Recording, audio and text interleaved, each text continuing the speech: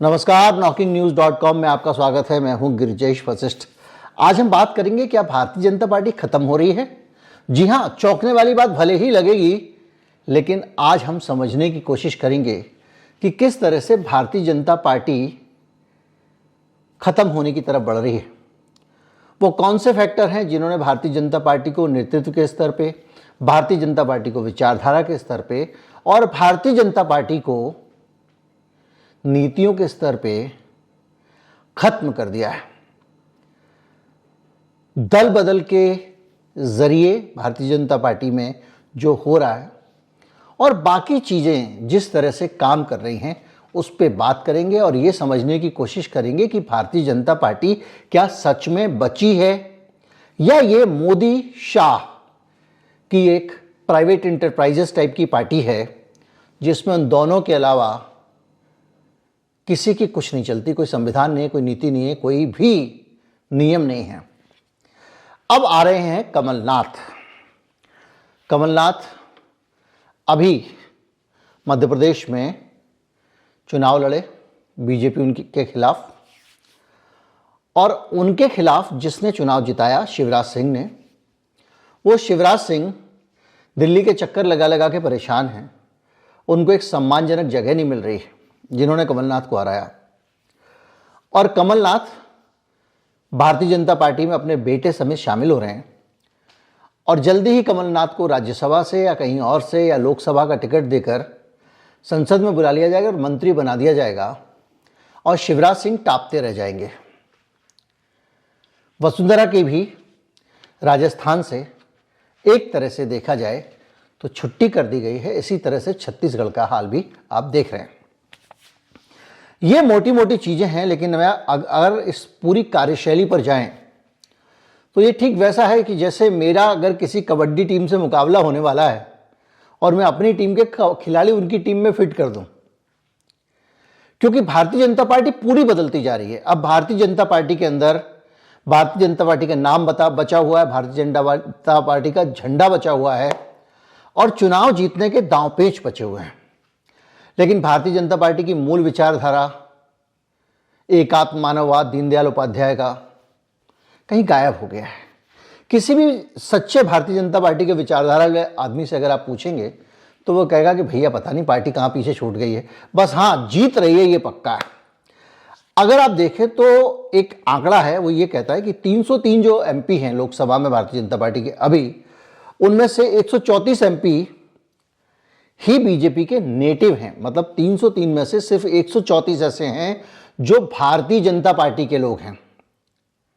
बाकी सारे के सारे सांसद 169 अलग अलग पार्टियों से आए हैं। इसके अलावा कांग्रेस के ही इनमें 45% सांसद हैं और कांग्रेस से ही 77 के करीब, जो 45% करीब 77 पड़ते हैं, वो कांग्रेस से हैं।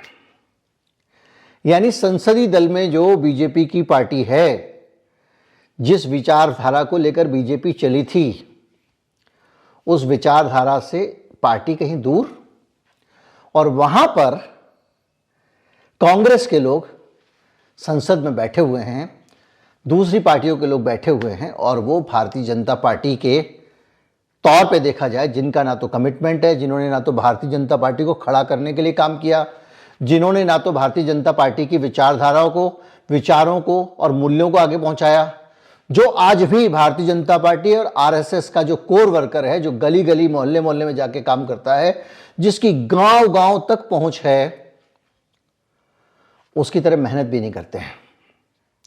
ये आयातित लोग हैं, बड़े लोग हैं, ऊपर से आएंगे, पार्टी में बैठेंगे, मलाई खाएंगे। और ये वो लोग हैं जो कांग्रेस पार्टी जब सत्ता में थी तो मलाई खाकर आए हैं। चाहे वो मनमोहन सिंह की सरकार हो, ये सब लोग वहां पे अच्छी जगहों पर रहे, पार्टी को कंट्रोल करते रहे और जब तक पार्टी के पास सत्ता रही, इन्होंने सत्ता को बहुत दोहा। भले ही आप राहुल गांधी, सोनिया गांधी और पार्टी के स्तर पे कुछ भी कहें, लेकिन पार्टी के असली राजा यही थे और ये लंबे समय तक उस पार्टी पे राज करते रहे और आज बीजेपी में आ गए हैं और बीजेपी में भी इनको राज करने की जगह मिल गई। मैं आपको एक उदाहरण देता हूं। देखिए, हेमंता बिस्वा शर्मा मुख्यमंत्री बने हैं कांग्रेस से आके, मानिक साहा त्रिपुरा वाले, कांग्रेस से आके मुख्यमंत्री बने हैं। पेमा खांडू अरुणाचल के मुख्यमंत्री कांग्रेस से आते हैं। एन बीरेन सिंह मणिपुर वाले, जिन्होंने अभी पूरा मणिपुर जल रहा है, कांग्रेस से आते हैं। ज्योतिरादित्य सिंधिया राज्यसभा में उनको लाया गया, मंत्री बना दिया गया। वो आदमी जो लोकसभा का अपना चुनाव हार गया था मध्य प्रदेश में, और उन्हीं इलाकों से, उसी चंबल क्षेत्र से जो आदमी केंद्रीय मंत्री था नरेंद्र सिंह तोमर, उसको उठा के विधायक का चुनाव लड़ा के भेज दिया गया और स्पीकर बना दिया गया, जो केंद्रीय मंत्री था। प्रहलाद सिंह पटेल केंद्रीय मंत्री था, फग्गन सिंह कुलस्ते केंद्रीय मंत्री। ये सब लोग अच्छे पुराने कद्दापर नेता थे, इन सबको ढक्कन करके भेज दिया गया। उसी मध्य प्रदेश से, चंबल से ज्योतिरादित्य सिंधिया को लाए, राज्यसभा से घुसाया और उनको मंत्री बना दिया। उनके लोगों को भी टिकट मिल रहे हैं। जो पार्टी के पुराने लोग थे वो बैठे हुए हैं। ये आपके सामने उदाहरण है। आप देखिए, नारायण राणे मंत्री बन गए, आरपीएन सिंह राज्यसभा भेज दिए गए, सम्राट चौधरी को बिहार में आपने देखा उप मुख्यमंत्री बना दिया गया, ब्रजेश पाठक यूपी में उप मुख्यमंत्री बन गए, जितेंद्र प्रसाद के बेटे कांग्रेस पार्टी के, उनको मंत्री बना दिया गया। पंजाब के जो अध्यक्ष हैं सुनील जाखड़, वो भी आयादित हैं। गुलाम नबी आजाद, आप देखते जाइए। जय पांडा बीजू जनता दल वाले बीजेपी के उपाध्यक्ष बन गए हैं। 10 साल से ज्यादा ये लोग कांग्रेस पार्टी में मलाई खा चुके हैं। एसएन कृष्णा इतने सोफिस्टिकेटेड आदमी थे कि जब वो विदेश मंत्री थे तो 5 स्टार में ही रहते थे। कर्नाटक के मुख्यमंत्री भी रहे और पूरे समय कांग्रेस पार्टी के अंदर राज करने के बाद वो बीजेपी में आ गए और बीजेपी में भी उनको अहमियत मिल रही है। तो अगर आप एक बात सोचें कि जो पार्टी उसूलों, सिद्धांतों और दूसरी चीजों की पार्टी थी, उस पार्टी के अंदर से जो बीजेपी वो निकाल दी गई है। ये ठीक वैसे है कि बहुत साल पहले जब चंद्रशेखर प्रधानमंत्री थे तो मैं उनके साथ किसी कार्यक्रम को कवर करने गया, तो वहाँ पर जो उनका ड्राइवर था उसने मुझे बताया कि ये जो गाड़ी है एम्बेसडर, ये एम्बेसडर सिर्फ इसका कवर है और बाकी इसका इंजन मर्सिडीज का है और इसकी बुलेट प्रूफिंग की गई है, यानी उसके पहिए, सस्पेंशन से लेकर सब कुछ बदल दिया गया था, लेकिन गाड़ी थी एम्बेसडर। तब चंद्रशेखर प्रधानमंत्री हुआ करते थे। इससे आप अंदाजा लगा सकते हैं कि बीजेपी भी उस गाड़ी की तरह हो गई है। अंतर क्या है? ये जो बीजेपी है, ये बीजेपी उस बीजेपी की पुरानी जो विचारधारा है, जिससे बीजेपी पहचानी जाती थी, जो उसका काडर बेस है, जो उसका कार्यकर्ता है, जो गली गली गांव गांव में काम करता है, जिसकी पकड़ है और जिसकी वजह से बीजेपी की पकड़ है, वो अपनी जगह पे है। भाई तुमको तरक्की नहीं मिलेगी। तुम्हारे अंदर से कोई शिवराज सिंह निकल के आया, बाहर चलो। प्रकाश जावड़ेकर निकल के आया, बाहर चलो। मुख्तार अब्बास नकवी किस जमाने से स्कूटर पे घूम घूम के बीजेपी के लिए काम किया करते थे, बाहर चलो। शाहनवाज, बाहर चलो। इतने नाम है अनगिनत, 25-50 लोग ऐसे हैं जिनको बाहर लगा दिया गया, जो मुख्यमंत्री थे। अब आप सोचिए, जिसने जिताया पार्टी को मध्य प्रदेश में वो बाहर बैठा हुआ है और जो हार गया वो कमलनाथ कैबिनेट मंत्री बन रहा है। और ये इसलिए हो रहा है, इसको अगर आप समझे, थोड़ा सा बैकग्राउंड जाएंगे तो ये गुजरात में जो लॉबी है, जिसको गुजरात लॉबी कहते हैं, या मोदी शाह एंड कंपनी, इसकी ये स्टाइल है इसका। अभी 4-5 साल पहले तक 35 विधायक भाजपा में शामिल हुए कांग्रेस से, उसमें से 17 मंत्री बने या सांसद बने, निगमों के चेयरमैन बने या विधायक बने, 35 में से। और इन 17 को मिल गया पद। यह सिर्फ गुजरात का रिकॉर्ड है, अकेले गुजरात का। अब आप एक बात सोचिए, जिस आदमी ने ज्योतिरादित्य सिंधिया को, गुना में बीजेपी के वो यादव जी, नाम मुझे याद नहीं आ रहा है, चुनाव हरा दिया था लोकसभा का, अब ज्योतिरादित्य सिंधिया उसके बॉस बन गए। गया था जीप बीप लेके, सब कुछ, उससे कोई मतलब नहीं, बना दिया गया। आपको जो करना है करिए, कर रहे हैं लोग। इसी तरह से आप हर जगह देखते जाइए ना कि जो आदमी आ रहा है बाहर से वो बॉस बन रहा है। तो ये जो शैली है, ये शैली दरअसल, आपको एक और उदाहरण देता हूं। अभी हाल में राम मंदिर के टाइम पे एक पूरी फिल्म बनी थी जिसमें राम मंदिर का निर्माण कैसे हुआ, राम को कैसे लाया गया, ये पूरा एक उसमें महिमा मंडन था। उस पूरी फिल्म में भारतीय जनता पार्टी का एक जगह नाम नहीं था, चुनाव चिन्ह नहीं था, सिर्फ मोदी जी मोदी जी मोदी जी। जितने पोस्टर हैं, जितने बैनर हैं, सब जगह मोदी जी। शिवराज सिंह चौहान को हटाया ही इसलिए गया क्योंकि वो आदमी लाडली बहन योजना, आपका मामा, सरकार में मामा को आना चाहिए कि नहीं आना चाहिए, ये कर रहा था। वही आरोप जो तेजस्वी यादव ने लगाया कि भैया मैं क्रेडिट लेता था, इस बात से नाराज थे नीतीश। और वही आरोप वहां पर है कि शिवराज सिंह क्रेडिट ले रहे थे। वसुंधरा ने रैली निकाल के मंदिर यात्रा करके ये बताने की कोशिश की कि मैं एक पावरफुल नेत्री हूं और मेरे पास में जनता के बीच में जनाधार है। तो सिर्फ और सिर्फ एक एंटरप्राइज है जिसमें कुछ लोगों की ताकत है, वो अपनी ताकत, अपने कौशल, निगोशिएशन की पावर, अपना सत्ता की ताकत जो जनता ने दी है, जो दरअसल ईडी मेरी और आपकी दी हुई ताकत है, सरकार की नहीं है। ये मोदी जी घर से नहीं लाए थे ईडी, और ईडी हमने देश का काम करने के लिए उनको दी थी। ईडी की ताकत, इस तरह की चीजें मिला के अब उस पूरे के बीच में जो लोग, जिसको करियर चाहिए आ जाओ भैया, करियर चाहिए आ जाओ, हमको तो हमारी पार्टी चाहिए। ये आदमी अशोक चौहान ने खुद कहा कि मेरे को ये विचारधारा समझ में नहीं आ रही है बीजेपी की, टाइम लगेगा एडजस्ट करने में। अशोक चौहान, जिसके पिताजी यशवंतराव चौहान मुख्यमंत्री रहे, जिस परिवार ने पूरे समय महाराष्ट्र में जबरदस्त अहमियत पाई कांग्रेस के अंदर, जिसके ऊपर तमाम सारे आरोप लगे। ये जो कमलनाथ आ रहे हैं, इनके ऊपर तो 84 के दंगों के आरोपी होने का धब्बा है। तो इसका मतलब अब सज्जन कुमार जगदीश टाइटलर को भी शामिल कर लीजिए, उनका भी ड्राई क्लीनिंग कर दीजिए, डालिए वॉशिंग मशीन में।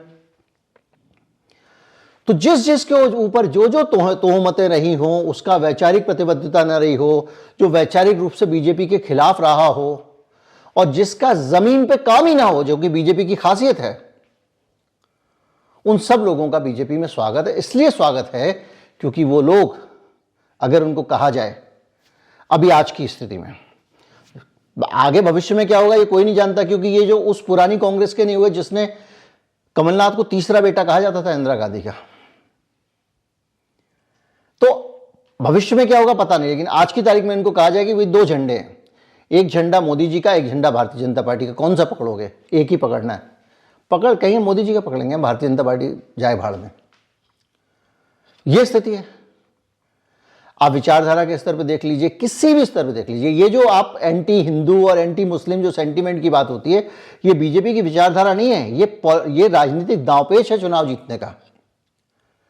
भारतीय जनता पार्टी की विचारधारा उस तरह की नहीं है जिस तरह की आजकल ये हो रहा है, बुलडोजर चला दो, ये कर दो, वो कर दो। ये सिर्फ इसलिए कि दूसरे पक्ष को पोलराइज करके अपने हाथ में लेना है। मंदिर आप देख लीजिए, मंदिर का पूजन किसको करना था, किसको नहीं करना था, पत्नी के साथ बैठना नहीं बैठना, मुहूर्त है नहीं है, जल्दी जल्दी चुनाव से पहले प्राण प्रतिष्ठा करना है तो छोटा ही बना दो, आधा ही बना दो। ये सब चीजें ये बता रही हैं कि पूरी भारतीय जनता पार्टी आज की तारीख में गल्ले पे ऐसा आदमी बैठ गया है जिसके सामने अब कोई किसी की नहीं चलने वाली। गडकरी को देख लीजिए, संसदीय दल से हटा दिया था। अब गिनते जाइए, अनगिनत। डॉक्टर हर्षवर्धन, पूरी कोविड की महामारी का उसने मुकाबला किया, घर पे मटर छील रहे। अब गिनते जाइए, एक तरफ से भारतीय जनता पार्टी में जितने पुराने, डॉक्टर हर्षवर्धन कितने पुराने आरएसएस के आदमी, खत्म। सिर्फ एक और एक आदमी का इसको सलाम करने वाला आदमी चाहिए, उसी की फोटो छापे, उसी के नाम से ट्वीट करे, उसी का गुणगान करे, और हर चीज के अंदर वो ही एक आदमी है जो कुछ है ये कहता रहे। अब ये बात उसी कांग्रेस पार्टी से ये लोग आते हैं जिसके राहुल गांधी ने चुनाव हारने के बाद इस्तीफा दे दिया और पद नहीं लिया तो नहीं लिया, दुनिया पीछे पड़ती रही, जो उस कांग्रेस पार्टी से आते हैं। और ऐसे लोग भारतीय जनता पार्टी में अहम पदों पर हैं। जब बीजेपी में सब जगह यही लोग छा जा रहे हैं, वो जो टाटपट्टी बिछाने वाला आदमी है, नारे लगाने वाला आदमी है, लाठियां खाने वाला आदमी है, गोलियां खाने वाला आदमी है, जिन लोगों ने इस पार्टी को आज यहाँ तक पहुँचाया है, वो साम दाम दंड भेद के दौर में ठगा हुआ महसूस कर रहा है। इसलिए देखा जाए तो भारतीय जनता पार्टी खत्म हो चुकी है। भारतीय जनता पार्टी वो गाड़ी है जिसमें कांग्रेस का इंजन डला हुआ है, कांग्रेस का पहिया डला हुआ है, सब कुछ कांग्रेस का है, सिर्फ ड्राइवर जो है वो बीजेपी के मोदी जी हैं। कांग्रेस का नहीं तो किसी एक आध दो पुर्जे किसी और पार्टी के हैं। नाम भारतीय जनता पार्टी है और ड्राइवर भारतीय जनता पार्टी के वही हैं जो मोदी जी हैं। बाकी बीजेपी खत्म हो चुकी है। और जिस तरह से ये सिलसिला चल रहा है, इसमें आने वाले समय में जो बचे खुचे पुर्जे हैं ना, जैसे खिड़की का शीशा है, क्लच है, स्टीयरिंग है, ये सब भी बाहर वाले लग जाएंगे। उम्मीद करता हूं कि आप इस पूरे वीडियो से भारत की राजनीति के बदलते परिदृश्य को समझ रहे होंगे। आप ये समझ रहे होंगे कि एक विचारधारा की पार्टी,